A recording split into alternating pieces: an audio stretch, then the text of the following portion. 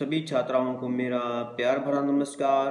प्रिय छात्राओं, मैं डॉक्टर सैन कुमार राजकीय महिला महाविद्यालय रतिया में विस्तार व्याख्याता के रूप में हिंदी विषय के पद पर कार्यरत हूँ।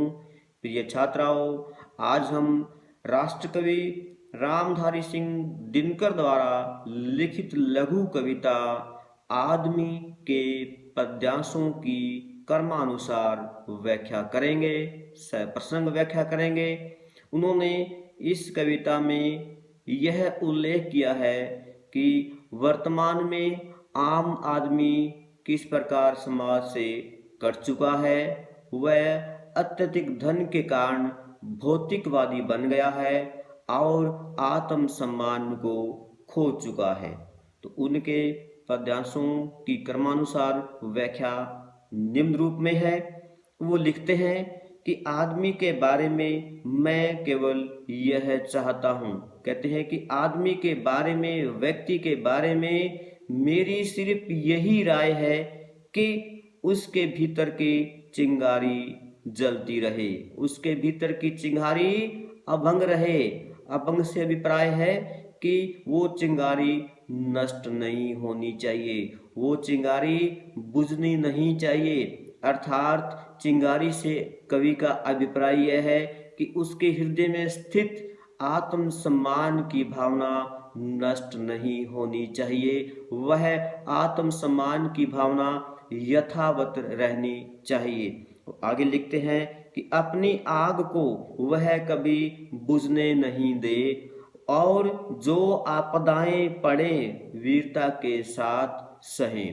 कि अपने हृदय में स्थित जो आग है हृदय की, उसको कभी बुझने नहीं देना चाहिए। आग से अभिप्राय कवि का यह है कि उसके हृदय में स्थित जोश, ऊर्जा, काम करने की शक्ति, काम करने की ताकत और काम करने की जो उमंग है, उस उमंग, उस साहस, उस शक्ति को जो है कम नहीं होने देना चाहिए। उस शक्ति को और ज्यादा बढ़ाना चाहिए ताकि वह कार्य करके समाज में अपनी एक अमिट पहचान बना सके। और कार्य करते समय जो भी उसके मार्ग में चाहे कितनी ही बाधाएं, कितने ही संकट क्यों न आए, उन संकटों का डट कर उसे सामना करना चाहिए। परिस्थिति कितनी भी चाहे प्रतिकूल क्यों न हो, उन सभी परिस्थितियों का डट कर सामना करना चाहिए ताकि वह समाज में अपनी स्थिति, उच्च स्थिति कायम कर सके और वह समाज में अपना नाम ऊंचा कर सके। उन्होंने लिखा है कि चिंगारी चमकती रहे सदा उज्जवल होकर, आदमी बचाए रखे सर्वस्व खोकर। कि चिंगारी, उसके हृदय में जलने वाली चिंगारी है, वो काम करने की शक्ति है, उसको बरकरार रखना चाहिए, उसे कम नहीं आंकना चाहिए। उसके भीतर का जोश, उसके भीतर का साहस, उसके भीतर की स्फूर्ति कम नहीं होनी चाहिए। अर्थात उसके भीतर की आत्म सम्मान की भावना, कार्य करने की शक्ति, कार्य करने का जज्बा कम नहीं होना चाहिए, बल्कि और निखर कर आना चाहिए और शक्ति में जो है बढ़ोतरी होनी चाहिए, शक्ति कम नहीं होनी चाहिए। और आदमी बचाए उसे सर्वस्व खो करके। अगर आत्म सम्मान को कहीं ठेस पहुंचे, आत्म सम्मान को कहीं धक्का लगने की उम्मीद हो, तो व्यक्ति को अपना सब कुछ दांव पर लगा देना चाहिए। अर्थात आत्म सम्मान को बचाने के लिए व्यक्ति के पास कितना ही धन संग्रह क्यों न हो, उसे त्याग देना चाहिए। क्योंकि धन आत्म सम्मान के आगे गौण है, धन का कोई महत्व नहीं। अगर आदमी का मान सम्मान, आदमी की इज्जत, आदमी का वजूद और आदमी की प्रतिष्ठा चली गई तो वह धन से नहीं खरीदी जा सकती। इसलिए कवि कहते हैं कि हमें सब कुछ अपना दांव पे लगा देना चाहिए। अगर हमारी आत्म सम्मान की भावना को ठेस पहुंचती है तो हमें इस प्रकार जो है, इस प्रकार का जो कमाया हुआ धन है उसको त्याग देना चाहिए। वह धन त्याज्य योग्य है, उस धन का कोई लाभ नहीं हो सकता। लेकिन कवि को इस बात की चिंता है। कवि कहते हैं, आगे लिखते हैं, लेकिन हाय सभ्यता ने तृष्णा की अति से इस आग को कुचल डाला है। सभ्यता से कवि का मतलब है कि आज व्यक्ति समाज में भौतिकवादी बन गया है, अत्यधिक धन संग्रह के कारण समाज से कट गया है और अंधानुकरण की नीति पर चल पड़ा है और दूसरे लोगों को देख करके वह भी धन संग्रह में लग गया है। तो कवि को इस बात की चिंता है कि इससे वह अपने भीतर की चिंगारी है, अपने भीतर के आत्म सम्मान की भावना है, अपने भीतर के काम करने की शक्ति है, वो इस धन संग्रह के कारण जो है उसकी लो, उसकी जो रोशनी है, उसकी जो चिंगारी है वो मध्यम पड़ सकती है। इसलिए कवि उसको जगाता है, कवि उससे उसमें चेतना भरने की कोशिश करते हैं कि उसको अपना अंतर्मन टटोल करके आगे बढ़ना चाहिए। उसे अपने भीतर का वजूद पहचान कर आत्म सम्मान की भावना को ठेस नहीं पहुंचानी चाहिए, आत्म सम्मान की भावना को जस का तस रखना चाहिए। इसलिए कवि कहते हैं कि दीपक की लौ को तोड़ दिया है।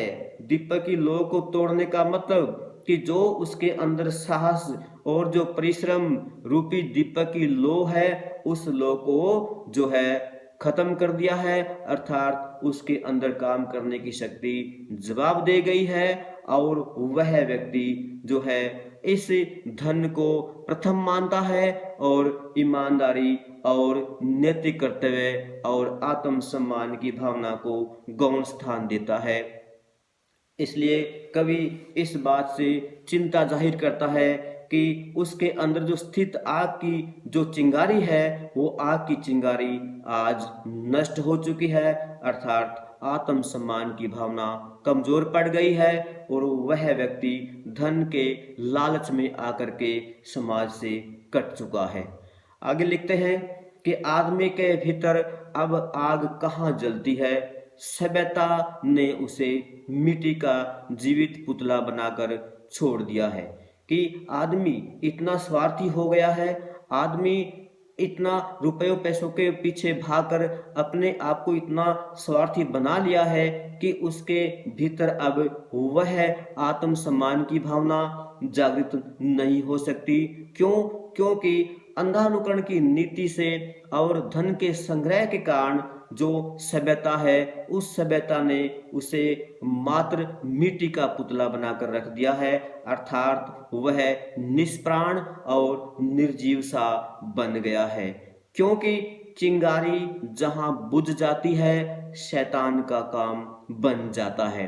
कवि के कहने का अभिप्राय यह है कि चिंगारी का मतलब कि जब जब उसके अंदर काम करने की शक्ति, जब उसके अंदर आत्म सम्मान की भावना जो है उसको ठेस पहुंचती है, या आत्म सम्मान की भावना जो है वो नष्ट होती है, तब व्यक्ति के अंदर अच्छे बुरे कार्य करने में या अच्छे या बुरे कार्य की पहचान करने में वह अपना विवेक खो देता है और उसे अच्छे और बुरे कार्य की पहचान नहीं होती और वह व्यक्ति विवेकहीन हो जाता है, विवेक शून्य हो जाता है और वह शैतान, दानव और राक्षस वृत्ति का रूप धारण कर लेता है। समाज से उसको फिर कोई सरोकार नहीं होता, समाज के हर वर्ग से वह कट जाता है।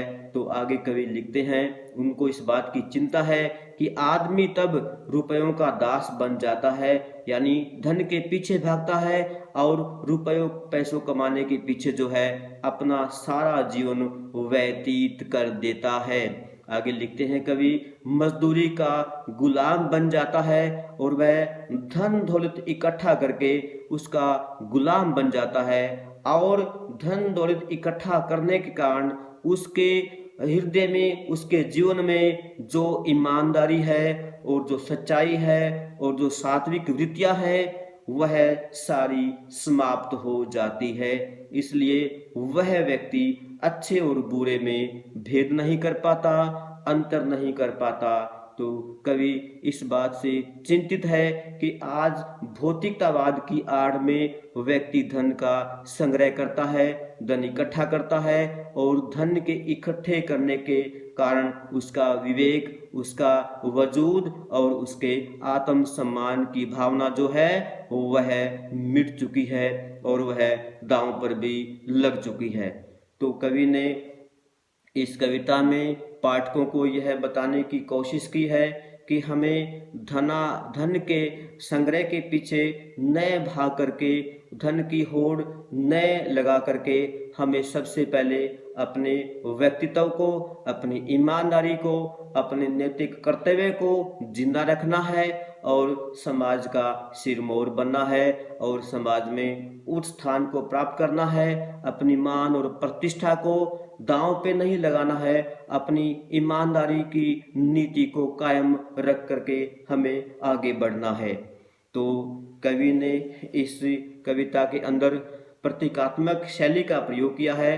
प्रतीकात्मक शैली का मतलब उन्होंने चिंगारी शब्द का प्रयोग करके पाठकों को और अधिक जो है यह विषय पढ़ने योग्य बना दिया है और साथ साथ उन्होंने लाक्षणिक शब्दावली का भरपूर प्रयोग किया है और साथ साथ में उन्होंने भाषा को इतना क्लिष्ट नहीं बनाया है, तद्भव शब्दों का प्रयोग हुआ है और कहीं बीच बीच में तत्सम शब्दों को देखा जा सकता है और औज गुण कह सकते हैं, वीरस सामने निकल कर आया है और जहाँ वीरस होगा वहाँ औज गुण दिखाई देगा, वहाँ औज गुण अपने आप यानी प्रकट होगा। और साथ में इस कविता में अतुकांत छंद का प्रयोग किया है, तुकबंदी नहीं है, अतुकांत छंद का प्रयोग किया गया है। तो सभी छात्राओं से मेरा निवेदन है कि आपको इस कविता की गई व्याख्या जो है समझ में आई होगी और मुझे उम्मीद है कि मैंने पूरी तरह से इस कविता का सरलीकरण किया है और सरलीकरण करके आपके समक्ष प्रस्तुत की है। धन्यवाद।